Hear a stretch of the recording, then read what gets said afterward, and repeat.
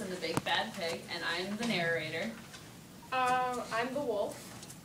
I'm the wolf, the kangaroo, and the beaver. I'm the big bad pig and the rhinoceros. And the mother. And the mother. Okay, All right. So once upon a time, there were cuddly little wolves with soft fur and fluffy tails who lived with their mother. The first was black and the second was white. One day, Mother called the little wolves around her and said, "My children, it's time for you to go in the world. Go build yourselves a house, but beware of the big, bad Pig. Okay, Mom, whatever, leave us alone. Yeah, God." said the first little wolves, and they set off. Soon they met a kangaroo who was pushing a wheelbarrow full of red and yellow bricks. Give me your bricks. Just don't let me go. Just take them. Said the kangaroo, and she gave him all of their bricks. So the little wolves built themselves a house of bricks. The very next day, the big bad pig came prowling down the road and saw the house of bricks that the little wolves had built. The little wolves were playing Twister in the garden when they saw the big bad pig coming, and they ran inside and locked the door. The pig knocked on the door and grunted. Little wolves. Let me come in. Nah, bro, we're cool, we're good. Said the little wolves. And I'll huff, and I'll puff, and I'll blow! So he huffed and he puffed and he puffed and he huffed, but the house didn't fall down. But the pig wasn't called big and bad for nothing. So he went and fetched his sword and broke all of the windows of their crib. The little wolves only managed to escape before the bricks crumbled, and they were very frightened indeed. Dude, what's your problem? Now we need to find a new crib. They said. Just then they saw a beaver who was mixing concrete in a concrete mixer. They snuck up behind him, snapped his neck, and stole the concrete. Yes. Thank you. So the little wolves built themselves a house of concrete. No sooner had they finished that the big bad pig came crawling down the road and saw the house of concrete that the wolves had built. They were playing ninja in the garden, and they saw the big bad pig coming, and they ran inside their house and shut the door. The pig rang the doorbell and said, Ding dong. With the frightened wolves. Let me come in. Not this BS again, brother. said the little wolf. Oh, really?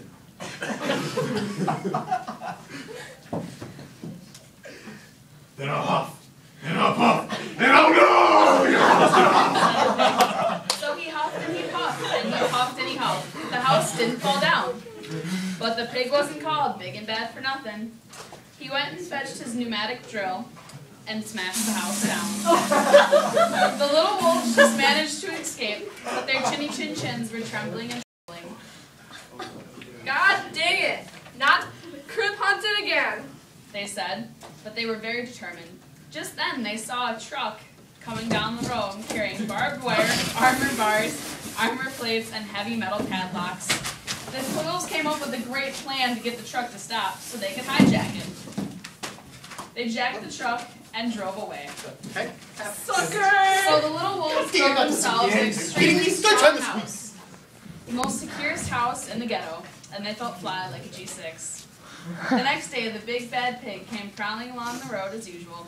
The little wolves were cleaning their guns outside in the garden when they saw the big bad pig coming. And they ran inside their house, bolted the door, and locked all 37 padlocks. The pig dialed the video entrance phone and said, Little frightened wolves with the trembling chins. Let me come in. No, step off my triple eagle G6, dog. And I'll huff, and I'll puff, and I'll blow! said the pig. So he huffed and he puffed, and he puffed and he huffed, but the house didn't fall down. But the pig wasn't called big and bad for nothing, so he brought some dynamite, strapped it on to a bow and arrow, and shot it through the window, and just like that, boom, the house blew up. The little wolves just managed to escape, but their fluffy tails were scorched. We got a problem with our crib. We got to try a different seesaw to make our birdhouse look good. Oh yeah. They said, At that moment, they saw a flamingo coming along, pushing a wheelbarrow full of plants.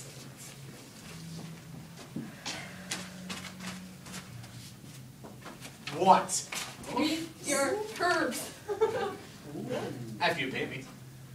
So they paid him and went separate ways. The little wolves built themselves a house of herbs. One wall was made of mint, the other of basil, one of oregano, and one of dill. The ceiling was made of cilantro, and the carpet was of cinnamon. They had sugar cane in the bathtub and chocolate bars in the fridge. It was a rather fragile house, and it swayed in the wind, but it was very beautiful. The next day, the big bad pig came prowling down the road and saw the house of herbs that the little wolves had built. He rang the doorbell and said, Little wolves with the frightened little chins. We're gonna get in. "Screw this," said the little wolf and walked out of the room. Oh crap, not this big poker again. Oh, Big mouth on you. then I'll huff. Then I'll puff. Then I'll blow your nose down. Said the pig. But as he took a deep breath, ready to huff and puff, he smelled the soft scent of the herbs. It was fantastic. And because the scent was so lovely, the pig took another breath, and then another. Instead of huffing and puffing, he began to sniff. He sniffed deeper and deeper until he was quite filled with the fragrant scent. His heart grew tender, and he realized how horrible he had been. Right then, he decided to become a big, good pig. He started to sing and dance. At first, the little pigs were very worried. It might be a trick, but soon they realized the pig had truly changed. So they came running out of the house. They began playing games with him. They started with Call of Duty and Madden 2012, and when they were all tired, they invited him into the house. They offered him beer and leftover pizza and asked him to stay as long as he wanted. The pig accepted, and they all lived happily ever after.